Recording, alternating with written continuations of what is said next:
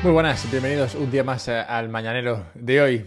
El precio de las cosas se marca por el comprador o el vendedor. Marginal no es marginal porque no tenga amigos, sino porque está solo.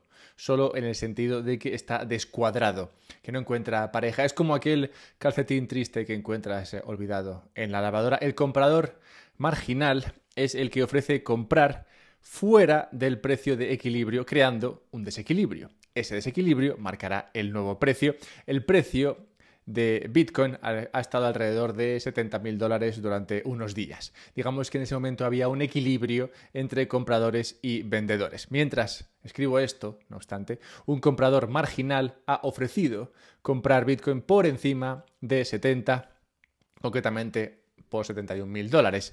Pero ese no crea realmente el nuevo precio, no ha sido este el nuevo precio hasta que alguien le ha vendido a $71.000, marcando así ese nuevo precio de Bitcoin. Si el equilibrio de 70.000 se hubiera visto alterado no por un comprador marginal, sino por un vendedor marginal dispuesto a vender por debajo de 70 a 69, por ejemplo, el precio habría bajado. El marginal, por tanto, es el que nos importa. El marginal es el que nos importa siempre. Los millones de personas comprando y vendiendo que machean, que están en equilibrio, solo sirven para dar liquidez y profundidad al mercado, que es importante también porque esto impide, por ejemplo, que el precio salte mucho. Si no hubiese mucha gente comprando y vendiendo en el precio de equilibrio, pues ese salto no sería de 70 a 71, sino que igual sería de 70 a 80, porque nadie habría vendiendo a 71, ni 72, ni 73, etc., ¿no? Entonces, esa cantidad de gente que crea liquidez en el mercado es la que impide esos grandes saltos. Pero bueno, como digo, el que nos importa es el que hace algo en el margen, el marginal. Y por eso es tan difícil saber lo que va a hacer el precio de algo, porque tienes que saber cuánta gente está comprando y vendiendo, pero no solamente cuánta gente en agregado, sino cuánta gente estará dispuesta a ser ese comprador marginal o ese vendedor marginal que desequilibre el precio hacia un lado o hacia otro. Y por eso es tan importante, como digo, comprender quién será ese comprador marginal, de dónde vendrá y con qué dinero o qué dinero traerá. Y el mañanero de hoy lo quiero dedicar a tratar un potencial comprador de Bitcoin, un potencial comprador marginal que a día de hoy está fuera de Bitcoin, pero que su entrada lo convertiría, en mi opinión, en el comprador marginal que llevaría el precio de Bitcoin a nuevas cotas. Hablo, claro que sí, del alquilador. Dejadme un segundo para recordaros que podéis suscribiros a la newsletter de un podcast sobre Bitcoin en la página web del podcast y así os mando un mail los sábados. Bien, el índice de precios y la declaración de las 140 áreas de mercado residencial tenso propuesta por la Generalitat de Cataluña se publican el 12 de marzo en el BOE y su regulación entrará en vigor el 13 miércoles, es decir, en unos pocos días. Cataluña es hasta ahora la única comunidad autónoma que ha solicitado la regulación de los alquileres, al menos por ahora.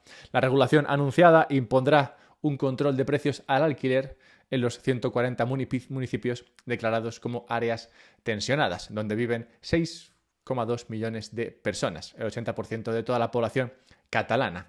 El precio de los nuevos arrendamientos no podrá ser superior al último contrato vigente de los últimos 5 años y si fuera el caso de un gran tenedor, es decir, una persona que tiene más de 5 viviendas, un terrateniente, no podrá ser superior al índice de referencia del precio del alquiler. Este índice de referencia lo marca el gobierno.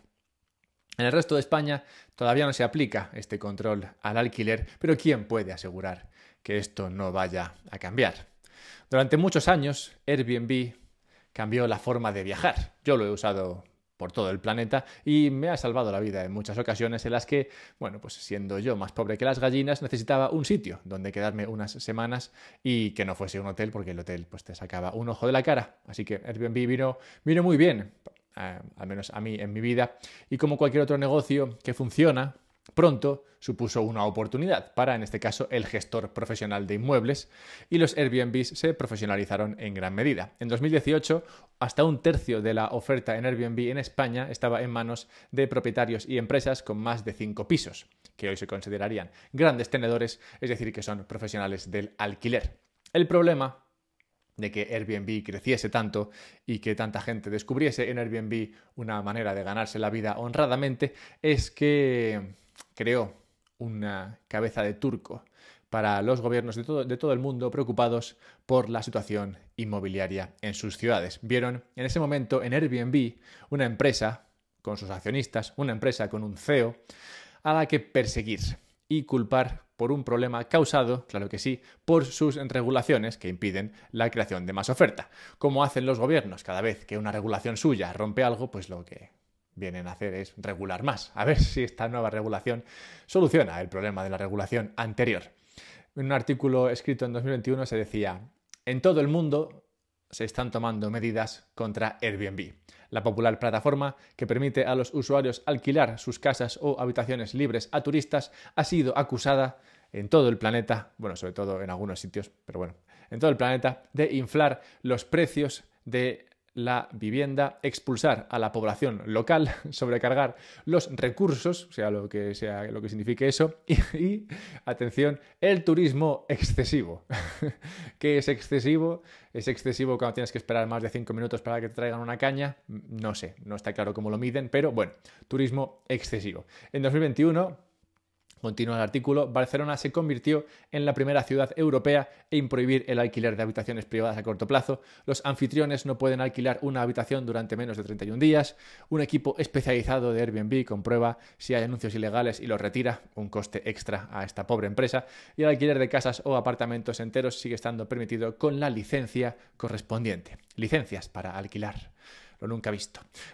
Habiendo descubierto los diferentes países, que la persecución a Airbnb no solucionaba el problema y no ha solucionado el problema de la vivienda, en 2023, como comenzaba diciendo, se creó la nueva ley de vivienda en España que creaba la figura de los mercados tensionados y fijaba precios.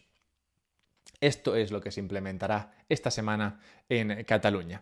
¿Qué va a ocurrir con el alquiler en esta región? Bueno, un titular del periódico El Expansión nos da una clave, cito: el 20% de las promotoras traslada sus proyectos de build to rent, es decir, construidos para ser alquilados, a otras latitudes. Cientos de viviendas para alquilar se ponen a la venta. Cierro cita.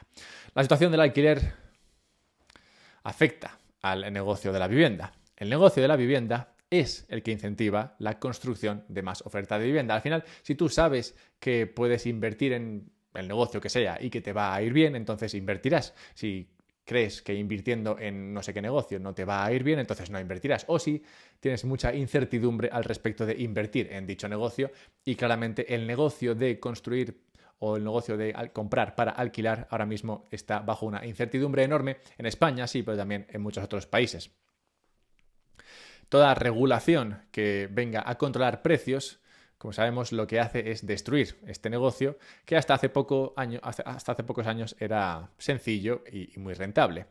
El que sea sencillo y muy rentable, mucha gente lo ve como algo malo. Dice, mucha gente se aprovechará de eso. Bueno, bien, porque la rentabilidad se reduce y se puede reducir de dos maneras. Se puede reducir naturalmente por el mercado. Si la rentabilidad es muy alta de esos alquileres o de esos Airbnbs, lo que ocurrirá es que mucha gente se meterá a esto, mucha gente comprará, mucha gente dedicará recursos a crear más vivienda para alquiler, lo que ayudará a reducir esa rentabilidad por el lado del precio. El precio bajará porque habrá más oferta y eso lo que hará será ayudar a más personas a vivir por menos, que al final es lo que la gente quiere.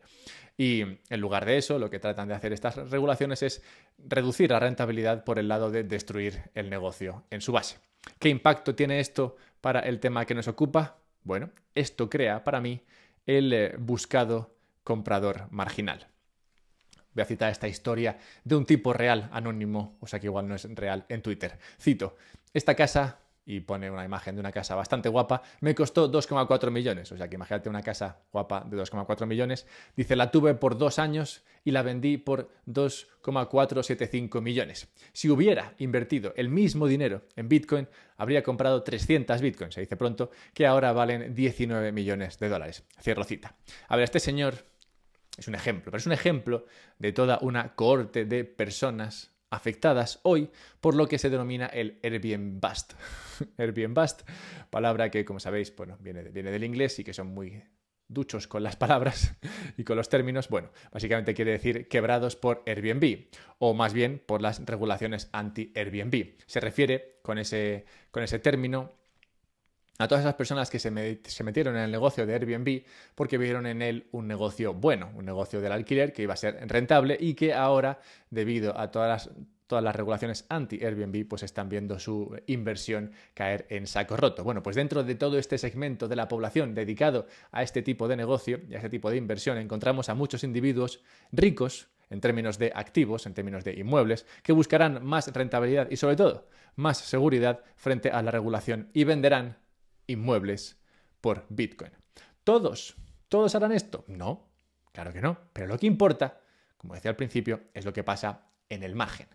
Si más personas como estas empiezan a vender esos inmuebles, esto afectará pronto al precio de la vivienda, lo que haría que este negocio de la vivienda se convierta en peor inversión al tiempo que Bitcoin se convierte en cada vez mejor inversión. Y esos cambios al margen serán los que marquen el rendimiento de Bitcoin los próximos años. 30 segundos necesito ahora para recordaros un par de cosas y luego hablaré de meter un 1% en Bitcoin.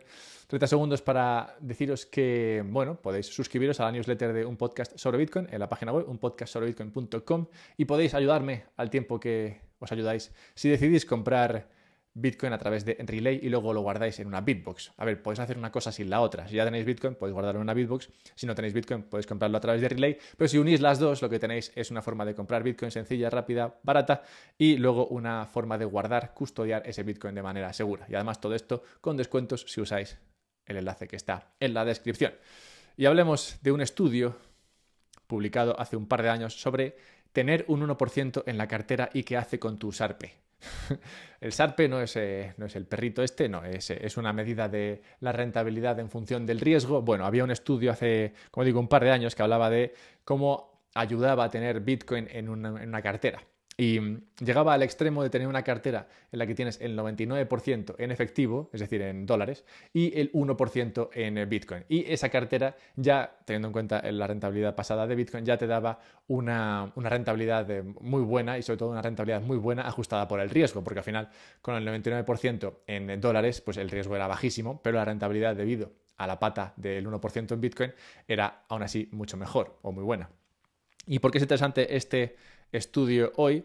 Bueno, pues porque el 4 de marzo, hace apenas una semana, BlackRock presentó una enmienda ante la SEC, el regulador americano, para su Strategic Income Opportunities Fund, que bueno, sabes que tienen que ponerle nombres guapos a los fondos. Bueno, este fondo ahora, después de esa enmienda, incluye la posibilidad de comprar acciones de ETFs de Bitcoin en dicho fondo. Según la página web de BlackRock, este fondo, Strategic Income Opportunities Whatever, se lanzó en febrero de 2008 y es flexible, es diversificado entre mercados y estrategias, busca una rentabilidad total que sea coherente con la preservación de capital y tiene bajo gestión unos 36.000 millones de dólares. Bueno, pues este fondo es el que ha decidido meterle al menos la posibilidad de comprar Bitcoin. ¿Y por qué es interesante esto? Bueno, dice K33 Research lo siguiente, cito: es probable que los efectos de segundo orden de la aprobación del ETF de Bitcoin tengan un impacto mucho mayor en la demanda de Bitcoin, ya que una amplia gama de otros vehículos de inversión podrían añadir Bitcoin a sus carteras, por ejemplo, fondos de inversión, fondos cerrados y privados, etcétera, a través de diversos objetivos y estrategias de inversión. Por ejemplo, los fondos alternativos, los de divisas, materias primas y otros activos, y los fondos temáticos podrían exponerse a Bitcoin. Cierro cita. Vamos, que el hecho de que existan estos ETFs ahora crea una facilidad para cualquiera para comprar Bitcoin. Y esto implica que muchos fondos empezarán a ver la posibilidad de, oye, mira, invierto en semillas de cacao, invierto en oro, invierto en bonos y, oye, pues meto un 1% en Bitcoin. Y estudios como los que existían hace años, que hablaban de la importancia, o mejor dicho, de las ventajas de tener al menos un 1% en Bitcoin, pues empezarán a ser más relevantes estos años, ya que pueden soportar, digamos, la tesis de meter Bitcoin en tu cartera. Y cuando muchos fondos, aunque sean simplemente fondos que manejen 1.000 millones de dólares, o el de Emérito, por ejemplo, que creo que ha llegado a 100 millones de euros, así que felicitaciones desde aquí. Bueno, pues cuando pequeños fondos o grandes fondos decidan meter hasta un 1% en Bitcoin, pues se empezará a notar. Será otro de esos compradores marginales de Bitcoin. Y Continuamos con la guerra de los mineros y este es un poco más difícil y creo que habrá un poco más de jaleo por aquí. Me refiero a un artículo de Wired, esta revista tecnológica que antes él molaba y ahora es un poco así. Bueno, bueno, esta revista el otro día escribió un artículo sobre la minería de Bitcoin en Texas y el artículo comienza con un tono un poco sensacionalista. Cito: los residentes de Texas se han quejado de que las minas de Bitcoin a escala industrial están disparando los precios de la energía y destruyendo la calidad de vida. Cierro cita. Si esto te suena un poco a lo que decían antes de Airbnb, pues sí, vas bien encaminado. La realidad, no obstante, es que no son los residentes de Texas los que se han juntado para quejarse, sino que el que se está quejando es un grupo de presión llamado Texas Coalition Against Crypto Mining, coalición tejana contra la minería de cripto, que realmente en su título ya deja poco a la imaginación, quien ha sido el responsable de difundir esta información. Este grupo o esta coalición no representa, en opinión de una persona que analiza este artículo, la voz de los residentes tejanos, como da a entender el artículo, sino que simplemente representa la voz de esta coalición antiminería de Bitcoin.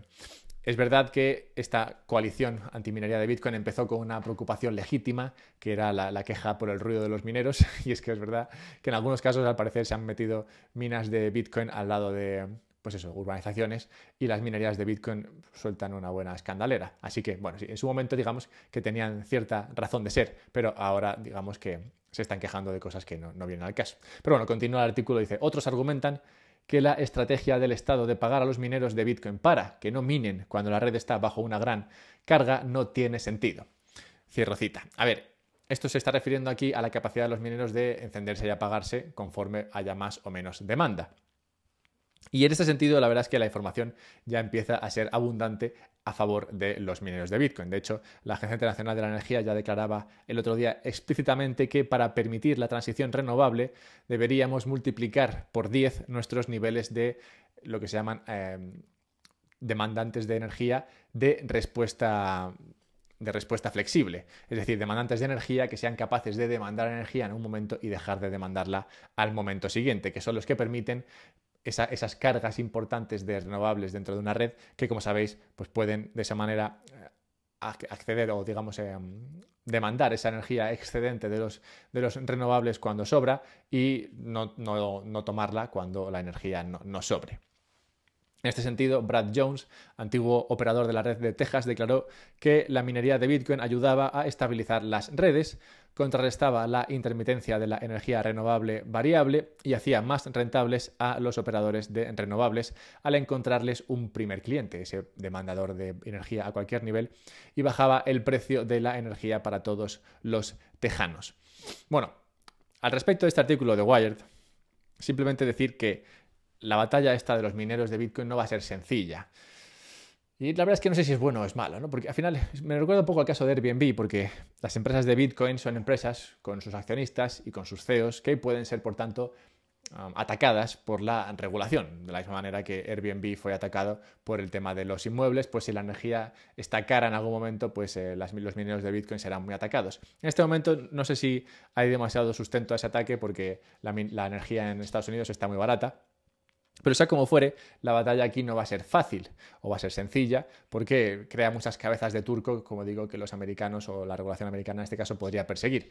Pero lo que no sé si esto es bueno o es malo, porque realmente tampoco te interesa que toda la minería acabe en Estados Unidos. Así que un poquito de presión que haga que algunos de estos mineros se vayan a otros sitios, pues igual tampoco es malo. En cualquier caso, veis que siempre es bueno estar cuanto más descentralizado, mejor. Y hablando de descentralización, quiero rescatar esta entrevista que le hicieron el otro día a Snoop Dogg. Snoop Dogg, como sabéis, esta estrella del rap, artista, cantante, bueno, bueno, influencer en general. El otro día vi, de hecho, un anuncio de Snoop Dogg en unos mecheros que servían para encender velas y decía Snoop Dogg en el anuncio y mucho más, ¿no? Refiriéndose a la posibilidad de con esos mecheros pues encender otras cosas que no sean velas y que, como sabemos, pues Snoop Dogg es muy dado a fumar. Y no me extraña realmente que Snoop Dogg esté en estos anuncios, pues en esa entrevista decía que lleva unas 1.000 millones de descargas de sus canciones en Spotify y por esos 1.000 millones de descargas ha recibido la irrisoria cantidad de $45.000. Es decir, muy poco dinero realmente por 1.000 millones de descargas, al menos en mi opinión. Y quería rescatar esto porque Snoop Dogg ahora mismo, como vemos, cobra a través de una empresa centralizada, en este caso Spotify, y Bitcoin permite no solamente un mejor dinero y una mejor manera de ahorrar, sino que también permite un protocolo sobre el cual se pueden mandar cantidades ínfimas de dinero, sobre todo usando la capas superiores, como por ejemplo la capa de Lightning. Bueno, pues si Snoop Dogg pusiese su música en plataformas de streaming con Lightning, lo que podría hacer sería recibir sats por cada vez que se reproduzcan sus canciones, lo cual le permitiría recibir muchos más ingresos en un mejor dinero y tener mejor acceso a eso que tanto le gusta fumar. Así que sí, Snoop Dogg debería mirarse algo como esto. De hecho, mis podcasts los podéis encontrar también en una plataforma que se llama Fountain, y en Fountain puedes escucharlo y al tiempo streamear, mandar sats. Y además te mandan sats a ti, o sea, que también ganas sats. Bueno, el caso es que estas plataformas ya existen, están un poco verdes, claro, no están al nivel de Spotify, pero la tecnología existe y creo que cada vez será más abrazada, teniendo en cuenta las ventajas que esto ofrece a artistas como el bueno de Snoop. Y dejadme cerrar el mañanero de hoy con la necrológica, y quiero recordar la muerte en tal día como hoy de él que fue emperador romano por apenas 2 años y que murió a la pronta edad de 18 años, un tal emperador Heliogábalo, quien fue asesinado por su guardia pretoriana, la guardia personal del emperador. Y es que Heliogábalo era un poco notas. O sea, se dedicaba a hacer cosas... se dedicaba a estar de farra todo el día y hacía fiestas un poco heavies, mataba gente así un poco random. Es, bueno, la figura del tirano, ¿no? Y el tirano en este caso se vio derrocado por su propia guardia personal, sacrificado por aquellos que le protegen. Y es bueno siempre tener presente estas historias, porque los sistemas en los que nos encontramos ahora mismo están protegidos también por figuras. En este caso, bueno, podemos argumentar de varias maneras cómo la democracia se protege a sí misma, ¿no? De alguna manera con esos procesos electorales, pero dentro de esos procesos electorales siempre hay alguien o siempre hay un grupo que acaba ganando, digamos, ese poder de proteger al que está en el poder. Y, bueno, cuando las cosas se ponen demasiado feas, pues esos serán los que acaben sacrificando a aquel que manda. Y es bueno tener estas historias presentes porque siempre se repite. Así que nada, tened esto en cuenta para echar el día. Buscadme en Twitter, @alberto_mera. Compartid esto para que llegue a más personas, dadle like, suscribiros, no sé, hacer cosas que así más gente hablará de esto, que es claramente el tema que te interesa a ti. Y nada, buscadme también en Relay si queréis o en Bitbox. Buscadme esos enlaces para comprar Bitcoin o guardar Bitcoin en una Bitbox. Y así autocustodiar vuestro Bitcoin de manera segura, pues nada, listo, por aquí ya estaría.